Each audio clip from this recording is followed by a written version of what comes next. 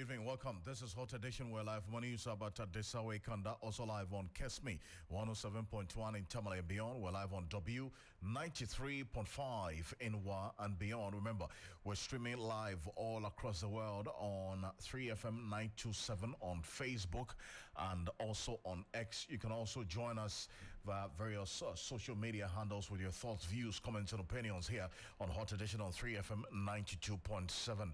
I am Alfred, Ocansey. This evening, the Electoral Commission says a memo requesting its regional officers to return some biometric verification devices is merely an internal asset reconciliation procedure, as it also fears that the BVDs have gone missing.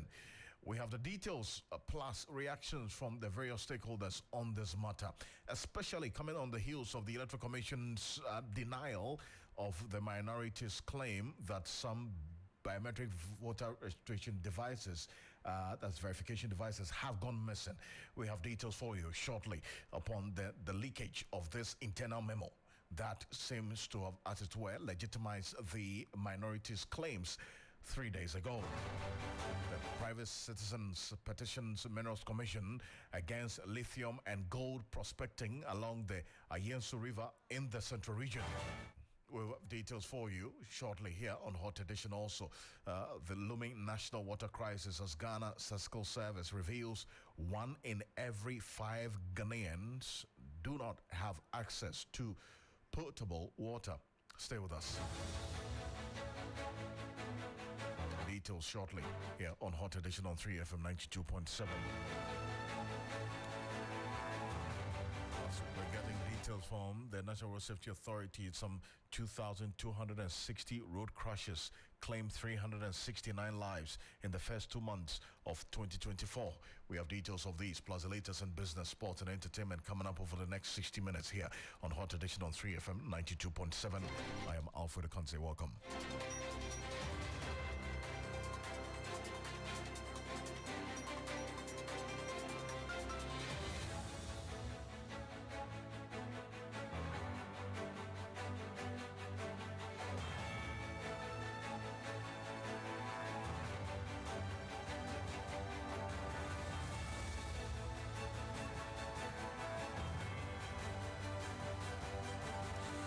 To the details now. The Electoral Commission has clarified that its memo requesting some regional officers of the Commission to return a number of biometric verification devices to the Electoral Commission store at the headquarters is one that is just by procedure. The EC's deputy chair in charge of operations, Samuel Tete, in a memo dated March 7, directed some 10 regional officers to return the BVDs to its cache. Now, the memo listed a total of 28 BVDs, that's the biometric verification devices, spread across 10 regions as being unaccounted for.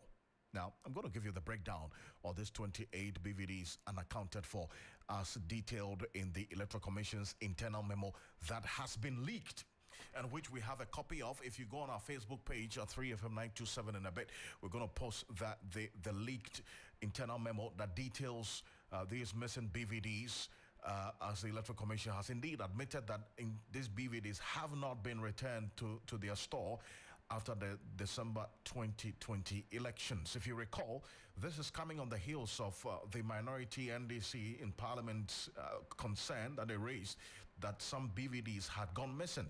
The Electoral Commission 2 days ago addressed the press indicating that that was not true. It cannot be the case, but better details of this internal memo. The 28 BVDs that have not been returned to the Electoral Commission store has a breakdown as states that Greater Accra Region 1 BVD, Eastern Region 1, Western North 2, Western Region 5, Central Region 1, Volta Region 2, Upper East 3, Savannah Region 2, North, that's the Northern Region 9, and then in the Northeast Region 2, BVDs have not been returned to the Electoral Commission. Now, this leaked document, which went viral on social media, sparked concern about the safety of the equipment, with some suggesting they have indeed been stolen. Now, this is the second time the Electoral Commission has had to respond to allegations about missing BVDs. On Tuesday, if you recall, the Deputy Chair of the Commission for Corporate Services, Dr. Bosman Asari, assured the citizenry that all of its BVDs, except some 5 laptops, were safe. Now, I wanted to take a listen, first of all, to the response that Dr. Bosman Asari gave to the issues that the minority raised. People saying that how secured are your systems?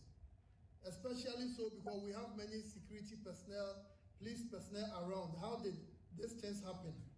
Again, we want to assure each and every one here and the good people of our country that our systems are secure. Our systems are very, very robust. And as I indicated earlier, we are so robust to the extent that we are convinced that in 2024, come December 7th, we are going to organize another perhaps transparent, credible elections, which will go down as one of the best in our country. So again, our systems are very, very much secured. So anyone who thinks that, oh, something has happened and as a result of that there is a problem, we are convinced and we are certain that all our systems are active, all our systems are secured, and we are ready for the activities of the year. Someone even steals a BVR or a BVD and takes it somewhere, you can still not register with it. You can still not be able to register applicants. The reason is that before registration will take place, we need to activate that particular equipment and connect it to our system. So we want to allay the fears of anyone out there who is hearing that, oh, some items have been stolen. Again, we want to emphasize that what the EC said yesterday was that 5 laptops are missing. And we are working with the security agencies to arrest and prosecute the suspects. Well, so that's the Deputy Commissioner of the Electoral Commission, Dr. Bosman Asari, earlier in the week. Now, Mustafa Bande is the Deputy General Secretary of the NDC. He's joining me on the telephone. Mustafa, I appreciate your time. Good evening. Thank you very much for joining us on Hot Edition. Good evening, Alfred, and thank you for having me. Now, so I'm sure you've seen this leaked internal memo from the Electoral Commission. They have responded that, yes, it's indeed the case that 28 of their BVDs have not been returned to their store of the commission after the 2020 elections, and that they wrote to these specific regions to, as it were, return these BVDs. Does this raise any concern for you at all, especially coming on the heels of the concern that you raised 3 days ago, which the Electoral Commission quashed flatly, that it's only 5 laptops that have been recorded as missing and not BVDs? And if you go on our Facebook page right now, we have that linked memo. Mustafa? I think basically the matter is more dangerous than the NDC's concern. And for system and program integrity and compliance sake, it should have been appropriate that the Electoral Commission would simply come to terms with the nation's concern that the credibility and integrity of the equipment are likely to be compromised amidst all of these thefts and stealings that are happening. Indeed, the Electoral Commission, in its own press conference, acknowledges that it is not 7 but 5 machines, and even that they call the laptop.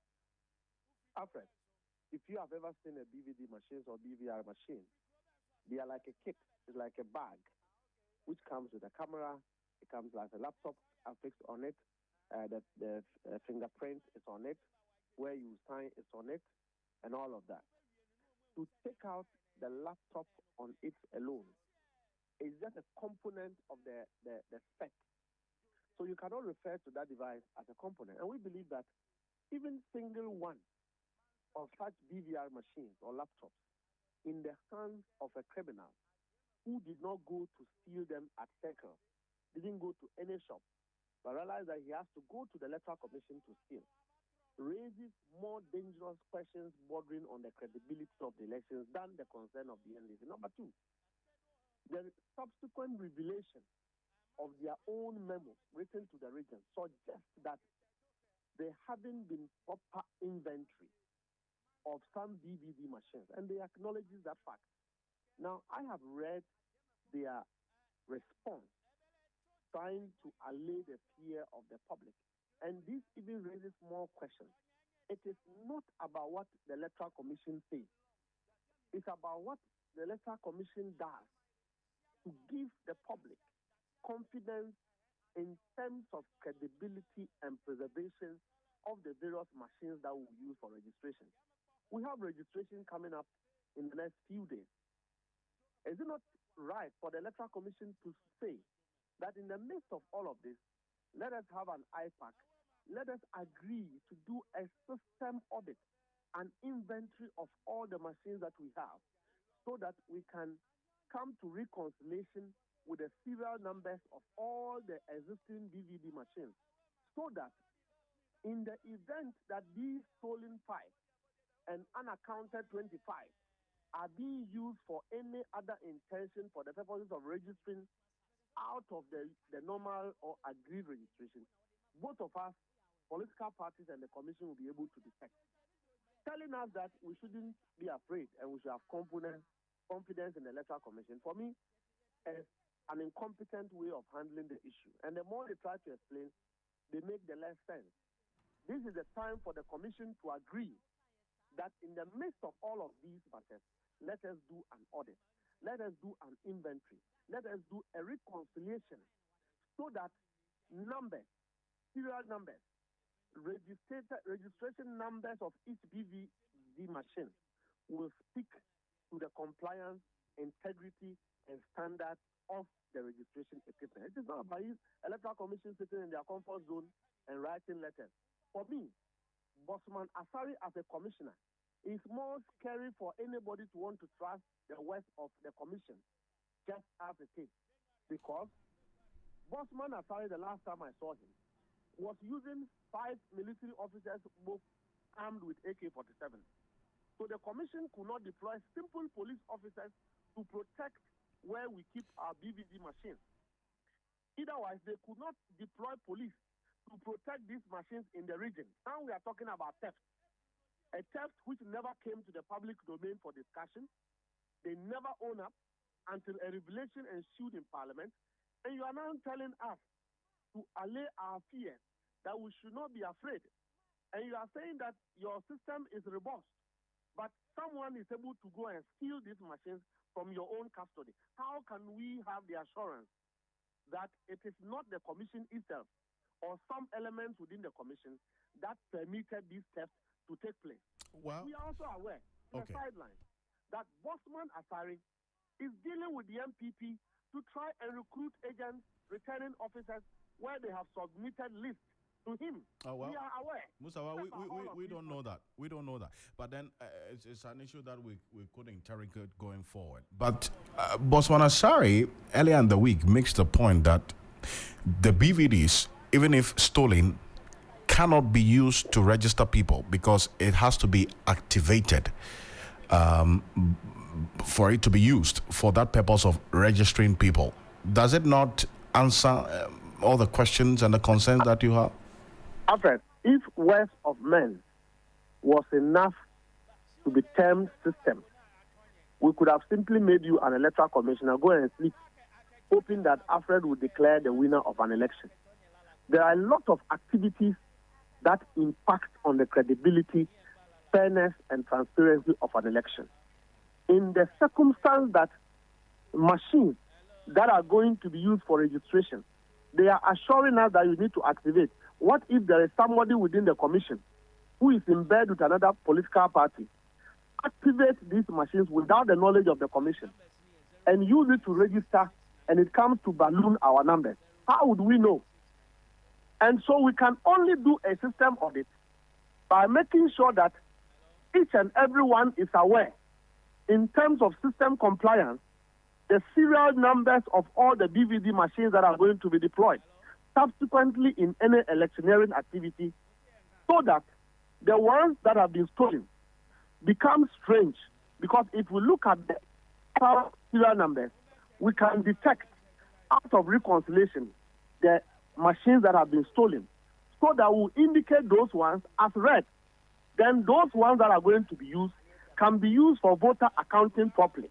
in the circumstance, the credibility of any electioneering process from today without an audit is compromised, is questionable, is subject to manipulation, easy manipulation, and anyone within the commission can compromise him without any recourse.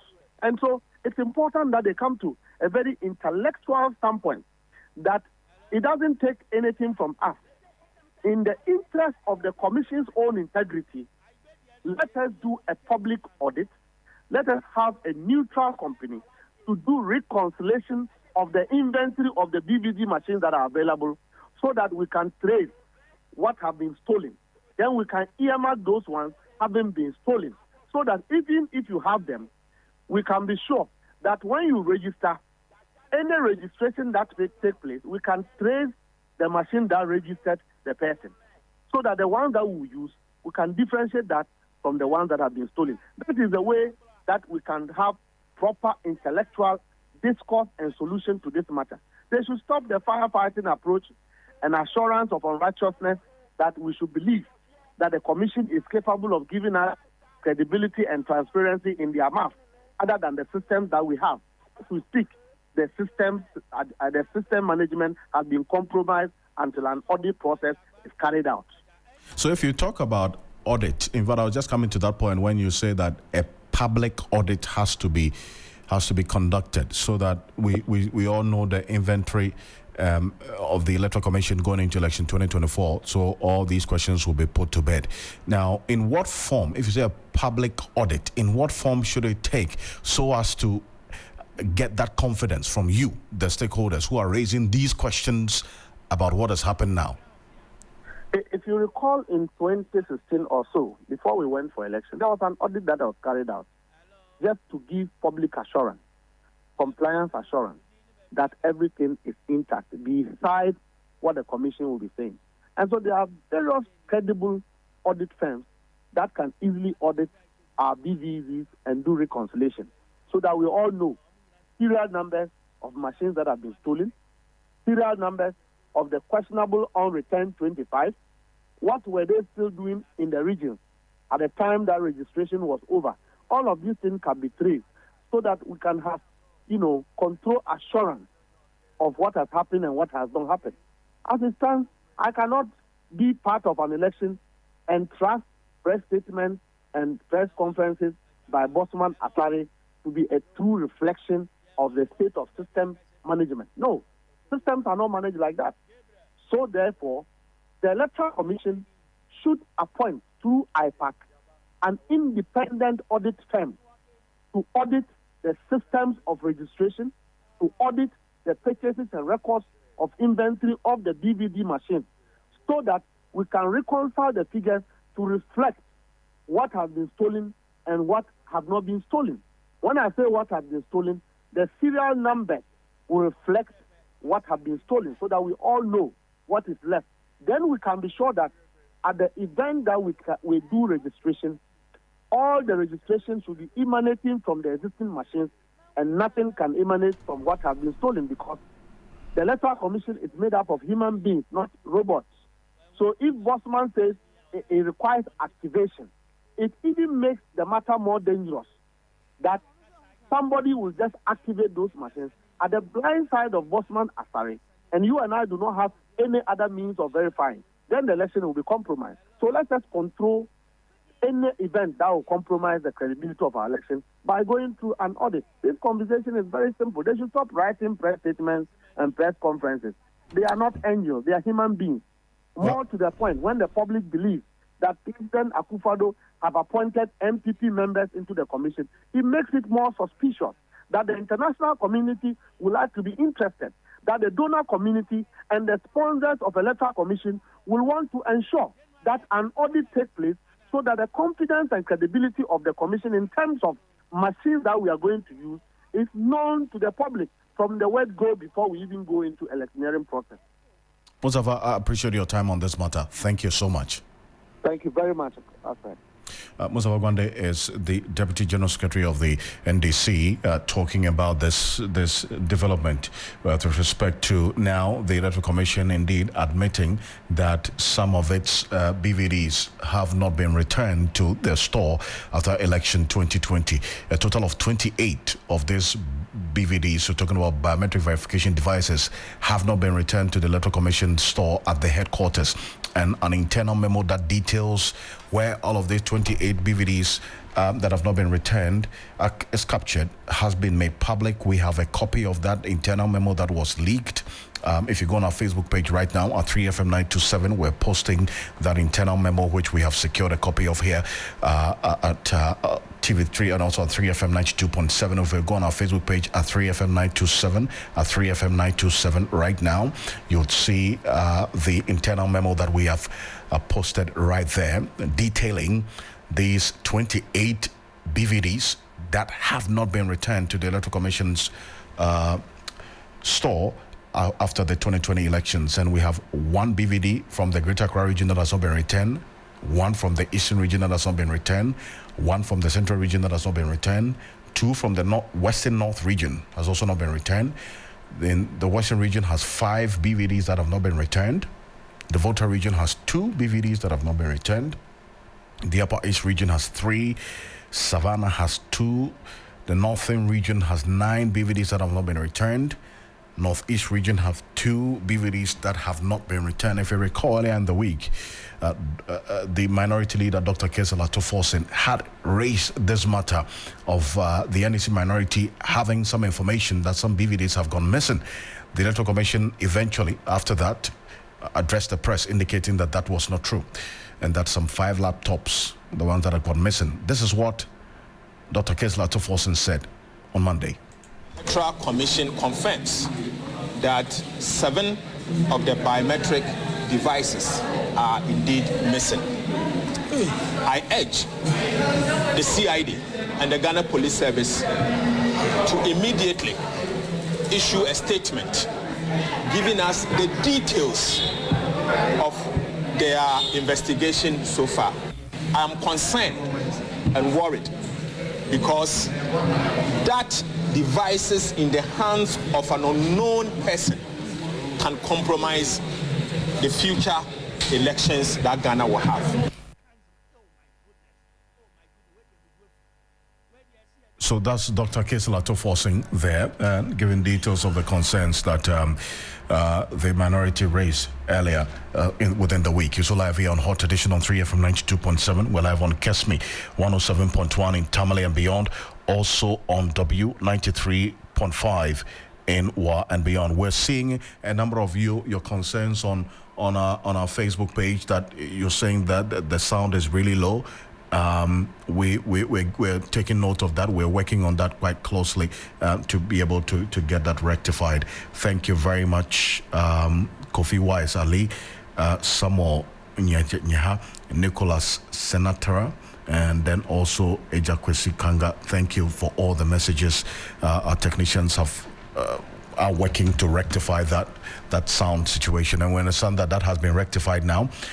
So if you go on our Facebook page at 3FM927, you get to see the details of what we have posted there and the issues as we are playing out here on Hot Edition on 3FM 92.7. And remember, we're also live on Kesmi 107.1 in Tamale and beyond, and also on W93.5 in Wa and beyond. A private citizen and executive director of the Challenging Heights, Dr. James Kofi Annan, has filed a petition with the Minerals Commission against lithium and gold prospecting along the Ocansey River in the Central Region.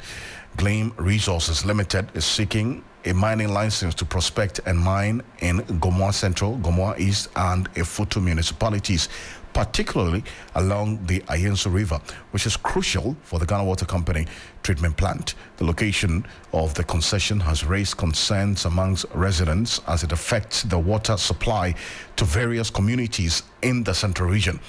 The petitioner, who doubles as the NDC parliamentary candidate for the Efutu constituency, is urging the Minerals Commission to deny Gleam Resources Limited permission to mine gold and lithium in the specified location. Dr. James Annan is joining me on the telephone for a quick conversation on this matter. If Dr. Annan, can you hear me? Good evening. Thank you very much for joining us on Hot Edition.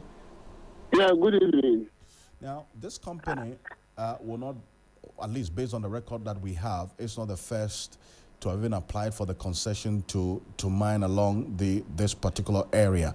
Now, what exactly are the specific issues of concern in this Glean Resource Limited's concession that's application that they are seeking from the Minerals Commission? Yeah, thank you, and my greetings to your listeners.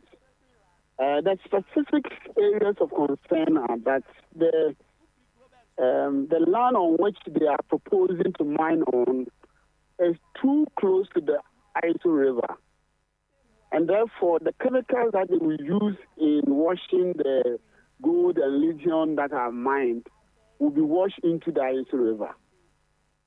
So that is one concern. The second concern is that the Iso River is the only river that supplies water to entire Efutu municipality, as well as Gomoa East, Gomoa Central, and Gomoa West.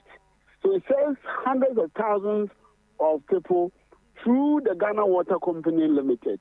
And therefore, such a small a river, if there's going to be a mining activity there, and they are also going to use the same river to wash their mined products, it's going to further reduce the level of the water. In fact, already during the dry season, sometimes the Ghana Water Company had to shut down its pumping station because of the low level of the water. Then the third issue is that the river is also used as a source of fishing for the local people. The local people may not be able to use the river for fishing because the mercury and other dangerous chemicals that will be released into the river will kill the fishes in the river. And remember, the Iso River empties itself into the sea in Winneba. It is in Winneba that it has its estuary. So, which means that all these dangerous chemicals are also going to be released into the sea. Already we have e-waste polluting the sea, and this one is going to add to it to destroy the ecosystem within the sea.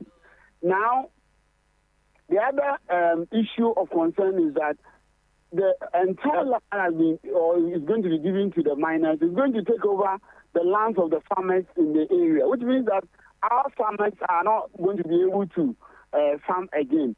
So these are some of the areas of concern, and we are saying that at least when you are going to do mining and you are doing application, engage the local people, talk to them, go to the chief, get their buy-in before you even go and apply.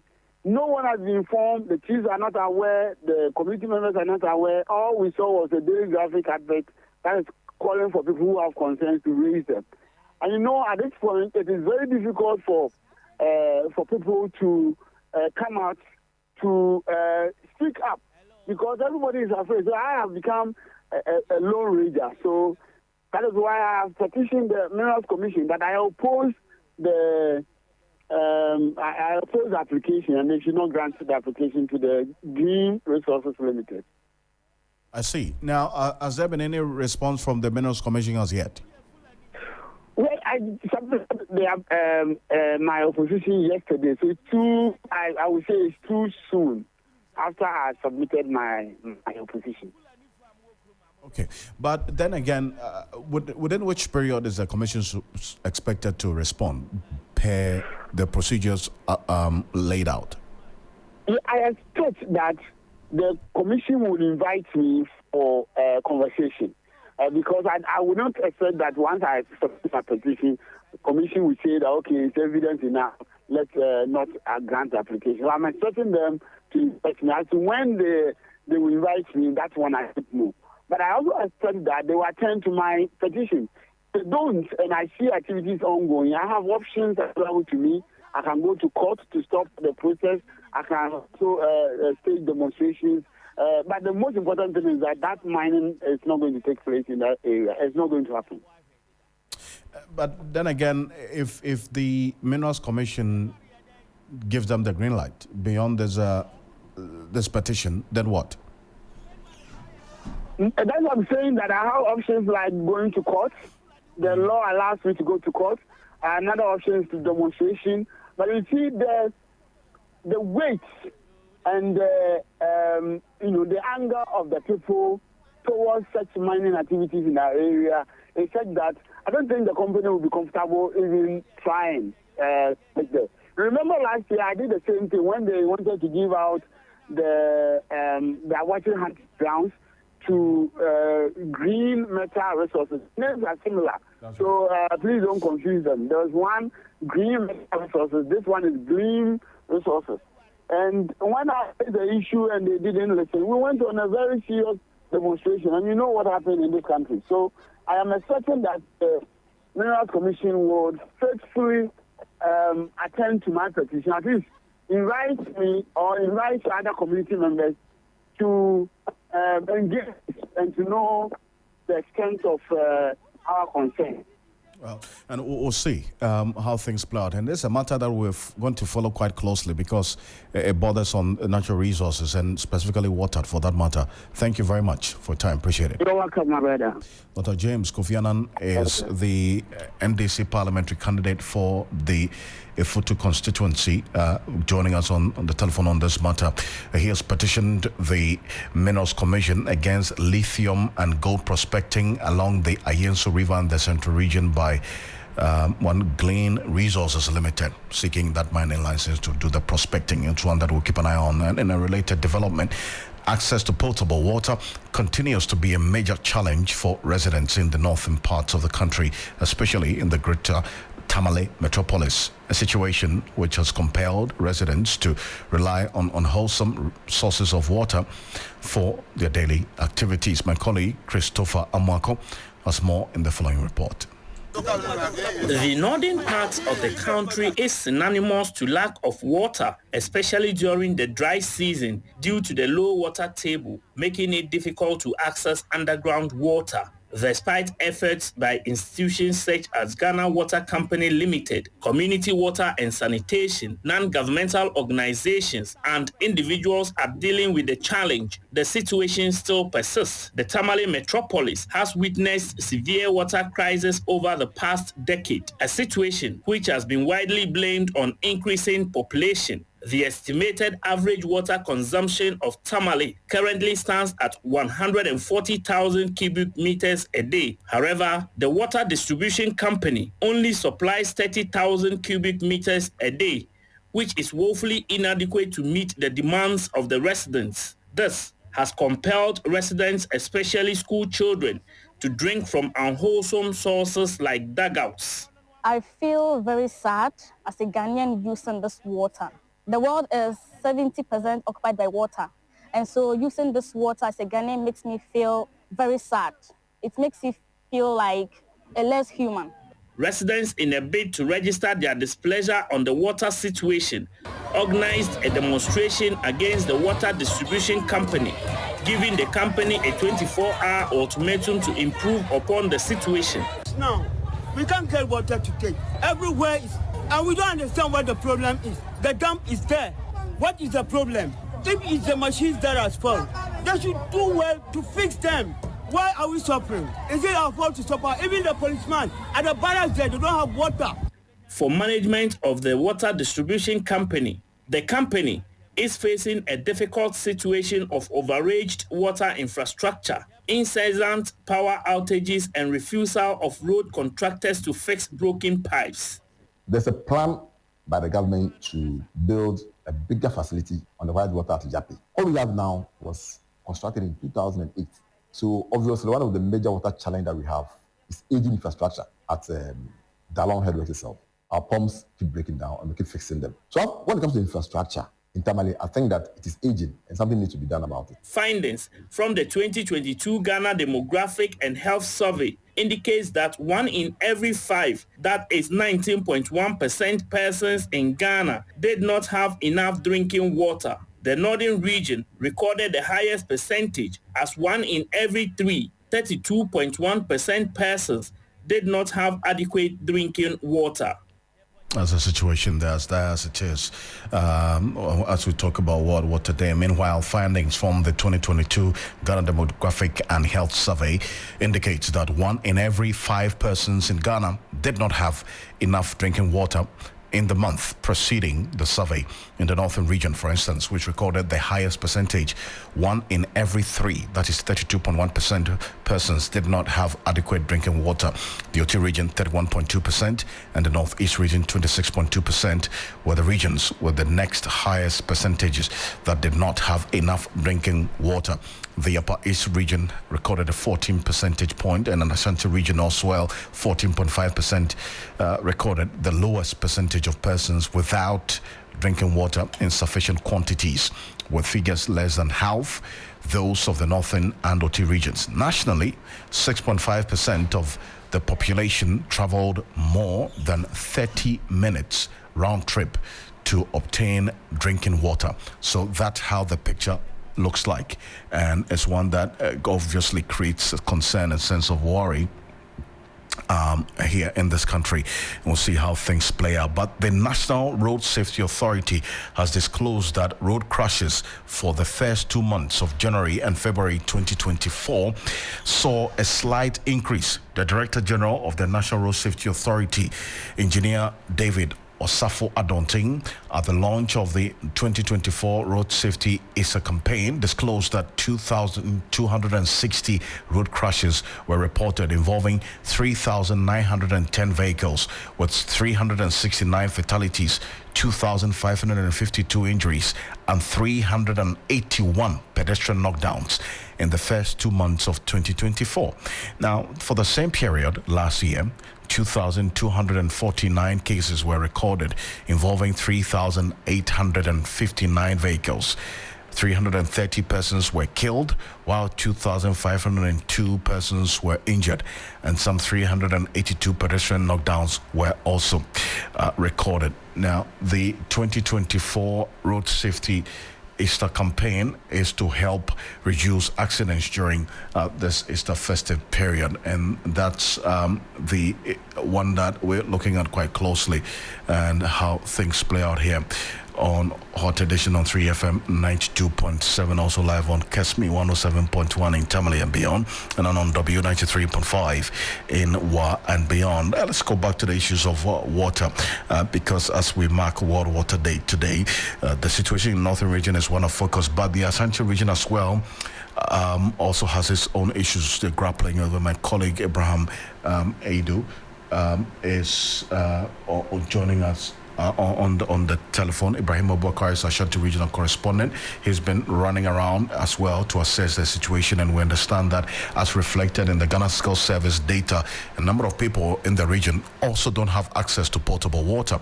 Ibrahim, can you hear me? Good evening. Thank you very much for joining us here on Hot Edition. What have you gathered today going around to assess the situation when it comes to access to potable water? Well, Alfred, the challenge of destruction of water bodies, so I'll say pollution of water bodies in the Ashanti region persists, especially by deep illegal miners. In fact, over the past few weeks, the activity has kind of tripled. They are just destroying the water bodies with impunity. We see more and more of them coming back. We don't know whether maybe probably because it's an election year, just like how the National House of Chiefs said, usually in an election year, you realize that the activities of illegal miners go up. And now you go to the Ocansey treatment plant, which serves water to residents of Obuasi and environs. You see these miners back. You see that, in fact, they are on the Oda River, just few meters to the treatment plant, mining and destroying the water body. So currently, hello, Ibrahim. currently they have to waste just 5% of the water after treatment. That is normal thing. But currently they are losing 60% of the treated water. So if they treat water, they are able to get only 40% to serve the people of Obuasi and its environment. So now water shortage has become a norm in that area because people can go weeks without seeing water flow through their taps. And this is a worrying development. Apart from spending huge sums of money just to treat the water, they are not even getting the quantity that they are treating for.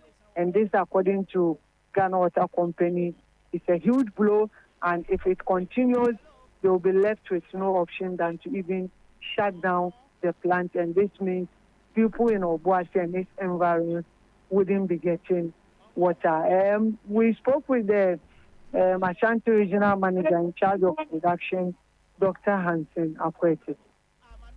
The design capacity of the plant, which must serve the people of Odaso, people of Obuasi and Odaso as well, was 4 million gallons per day.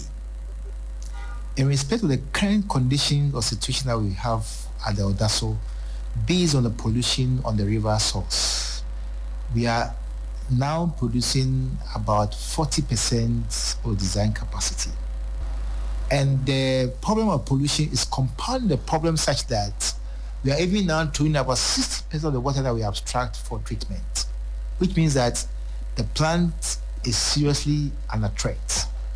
Before even the advent of Galamsey, the water use in treatment for Obuasi was around 5%.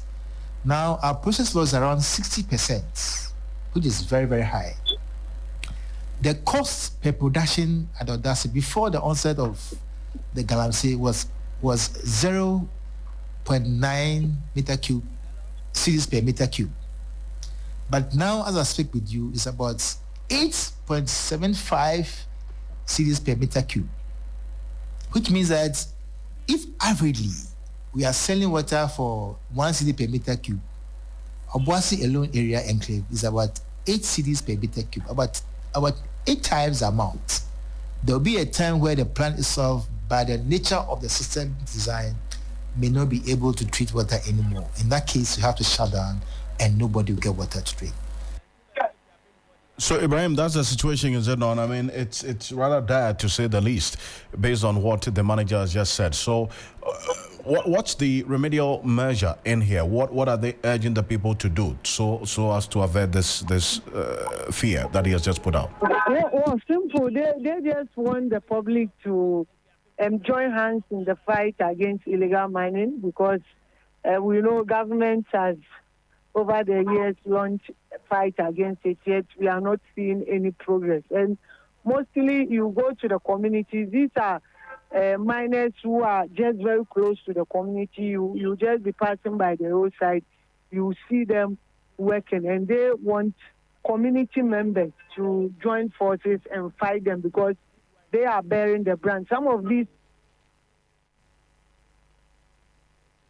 come far from other regions and even other countries to perpetrate this act. So they are telling them that if they watch on and the situation escalates, then they will be found wanting, because they will be the people who will not be getting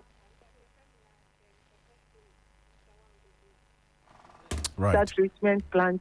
The same thing, you go to Barikese. For Barikese, it is the issue of encroachment, that's farming activities, and also building along the buffer zones that is also reducing the quantity of water within the dam. So currently you come to Kumasi and you realize that most people are complaining about water shortage day in, day out. And these are issues that the Ghana Water Service is doing its side to minimize the impact, but it's also urging the public to also join forces and fight all these things. Ibrahim, I appreciate your time on this. Thank you so much. Ibrahim Abubakar is our Ashanti Regional Correspondent. It's time for business news after this quick break with Juliana Menuafo. Stay with us. Get ready for an epic adventure. Join TV3 on a 2-day expedition of the Western Wonders of Ghana as part of the Ghana Month celebration, happening from Friday 29th to Saturday 30th of March. This is Journey to the West. Explore the rich history of Cape Coast Castle. Walk through the lush forest of Kaku. Witness the breathtaking Inzulezo Stilt Village for a journey through time. Immerse yourself in the magic of bonfires, groove to sensational music performances, and experience experience the beats with DJs on rotation. Indulge in mouth-watering dishes and refreshing drinks while creating unforgettable memories. Don't miss the chance to celebrate Ghana's beauty and culture. Join us for 2 days filled with adventure, culture, and a whole lot of fun. Journey to the West. To book a seat for this Odyssey, call 0264-932732. It's Journey to the West. Hashtag Ghana Month Celebration. Hashtag Journey to the West. Hashtag Explore Ghana. Brought to you by Malta Guinness.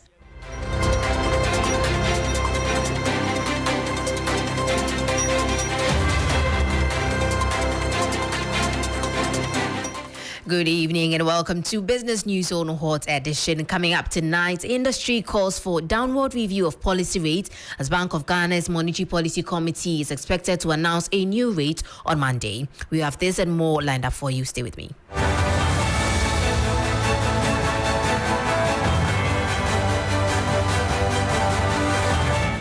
Now to our first story. Following the downward trend in inflation, industry players are expectant of a cut in the policy rate from the current 29%. The Monetary Policy Committee of the Central Bank concluded its 117th meeting today and is poised to announce the new policy rate on Monday, March 25, 2024. So we are saying that the interest rate must come down to make the cost of fund very cheap. I expect that once inflation has dropped down, there's all reason for the policy rate to go down. As to the number of basis points, I believe that about 200 basis points will not be too bad. But for now, we want to see gradual interest rates going down gradually to support the private sector. We know the situation the government finds himself. But even if incentives are given in some of the key areas to support the private sector, we will manage it. But to go and compete with him in the same interest rate, there's no way we can create jobs. We can't create value. We can't employ. You heard the voice of Dr. Clement Osei Amwako, President of the Ghana National Chamber of Commerce and Industry. On to more stories. Chief Executive Officer of Chamber of Agribusiness Ghana, Anthony Morrison, is making a case for rural folks to be exempted from e-levy to curb the rising cost of food. He believes the era of digitalization and cashless economy has helped reduce the inconvenience of armed robbery among traders who cart products from rural markets to the cities. But e-levy poses great threats to these gains. When you are buying from the agro-input dealer, you pay taxes. You pay the e-levy on fertilizer.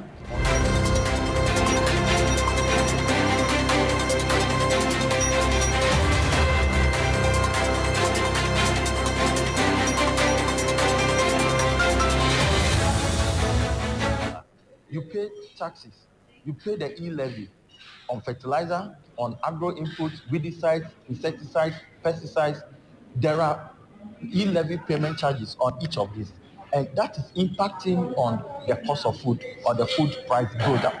And this is what we are saying, that government take out e-levy payment out of the sector.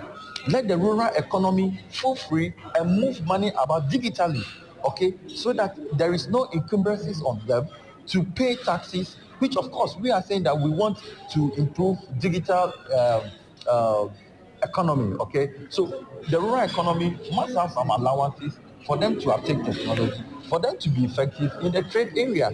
But if you are putting an imposition, a yoke on them, I mean, you tell me, you know how much 1 cedi is in the rural area, because that can buy somebody porridge. Maybe it's time we look at how to decentralize or decompartmentalize the e-levy such that you take it out of the rural areas, but find a way and reduce the percentage and reintroduce it in a manner which makes it well distributed. Anthony Morrison also accuses e-levy and other taxes of thwarting Ghanaian businesses from taking full advantage of the Africa Continental Free Trade Area, which is supposed to be a game changer for businesses. He further stresses that Ghanaians are losing their jobs as businesses are relocating to neighboring countries for survival.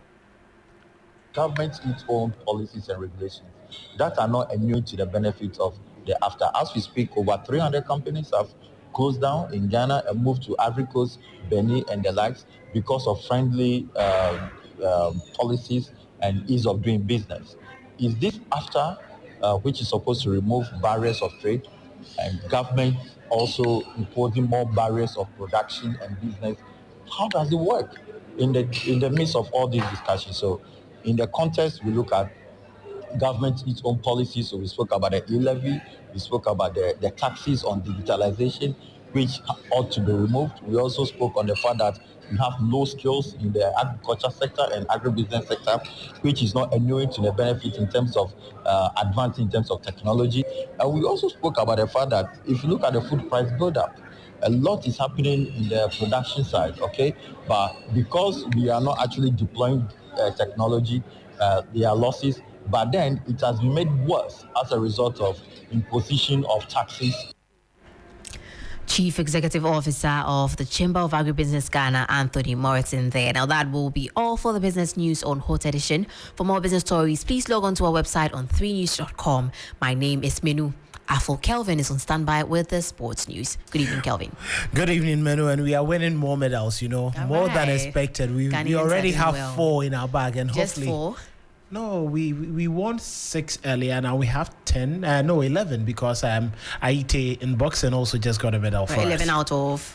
Yeah, 11 out of so many disciplines. Egypt have 98 goals. Right, we have to.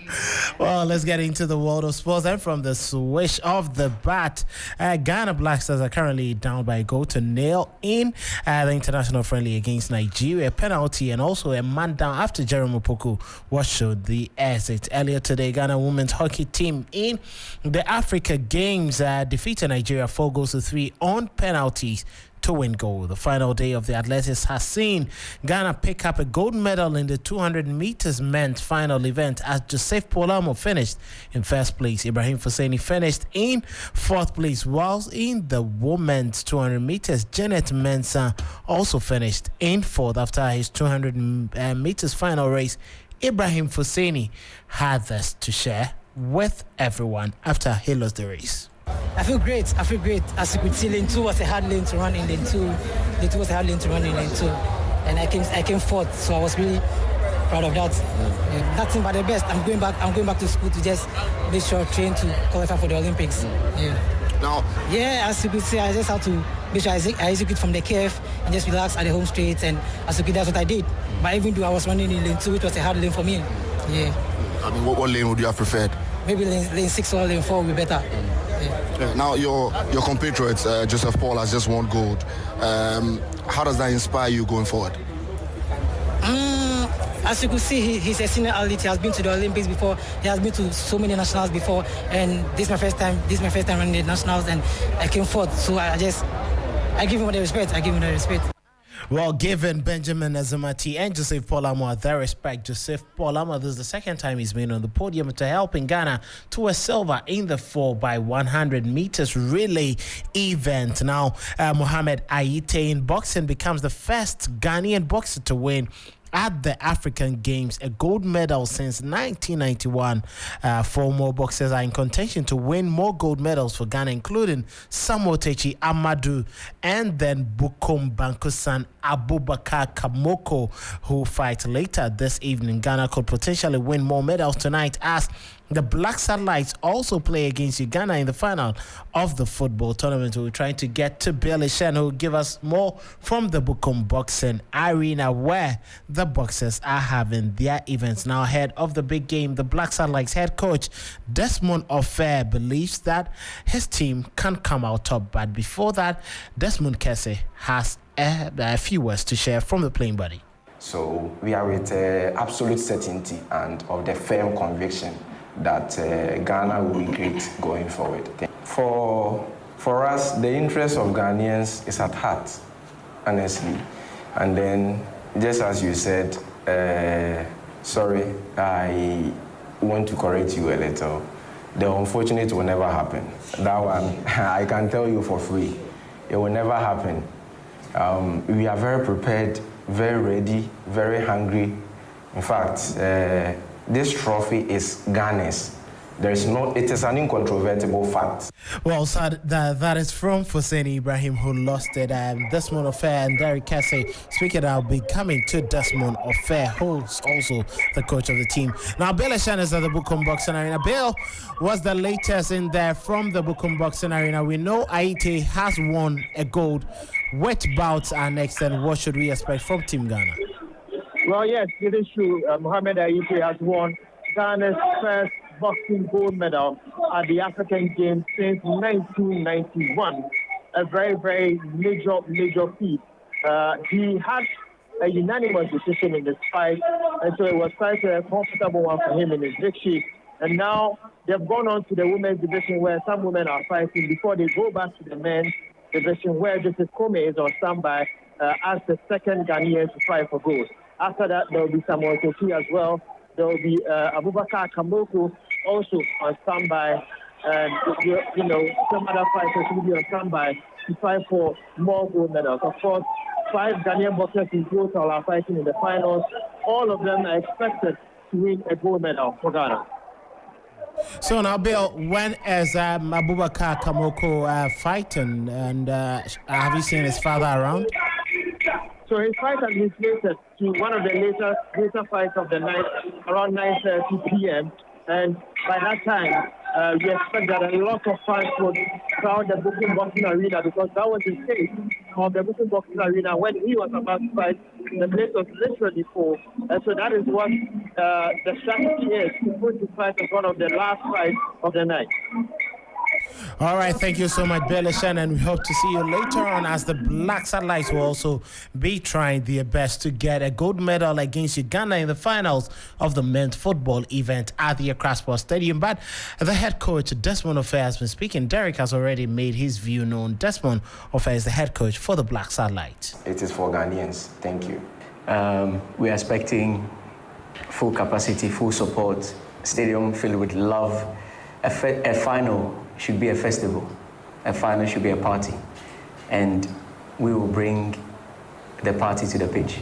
And hopefully the fans will join us. We love them so much.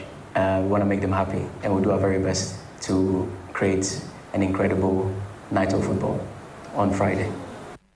So that is it there from Desmond Ofe. Very good one in there. Now, the Black Stars are down by 2-0 to Nigeria. The Super Green Eagles, Ghana, just like I told you, is already a man down and looking forward to getting a very good result from this game. This is going to be for the first time in 18 years that the Black Stars will be losing to the Super Green Eagles of Nigeria. 21 wins as against 11, and this could be the 12th or 11th win for Nigeria in controversial circumstances. But in the Ghana Premier League, there's a big weekend ahead of us. Kumasi Asante Kotoko have to face against Nations FC, and Summertex welcome Accra Hatterfolk to Summer Boy as for the Phobians hope to just lock their opponents down. And something extraordinary just happened.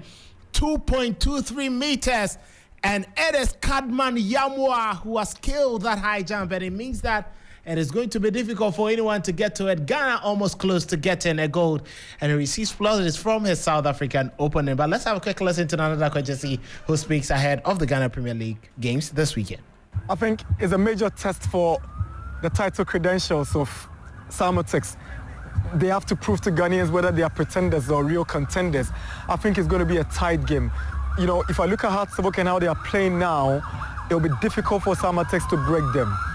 Maybe a draw will be the most likely outcome. You know, normally I don't call games that I'm commentating on, but looking at Kotoko from the last 3 games, losing all the games, and what is really happening within the rank and file of the Porcupine fraternity, I do not think Nations will survive. Kotoko will beat Nations on Sunday. So that is from Nana Dakwajesi, Ghana Premier League's commentator, and Kadman Yamwa, 2.323 meters, and he's killed it. He's looking forward to his competitors getting it, and looks like he's already getting the gold medal. Another gold for Ghana, and as you can see, his compatriots get closer to him to give him the commendation. My name is Kelvin Oswans, and this is Hot Edition on 3FM 92.7. The rest of the show will continue with the Drive Team. Stay tuned to 3FM 92.7. I am out of here.